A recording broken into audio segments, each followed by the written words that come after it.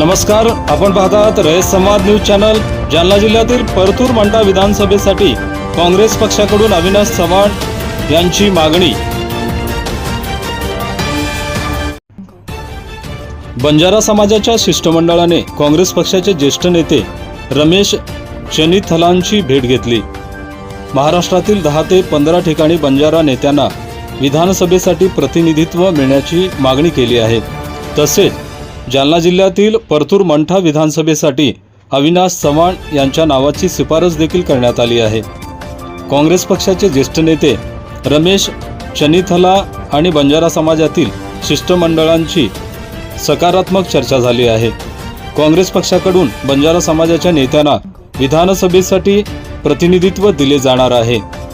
Rayat संवादसाठी Ram Rathod, Partur, Jalna.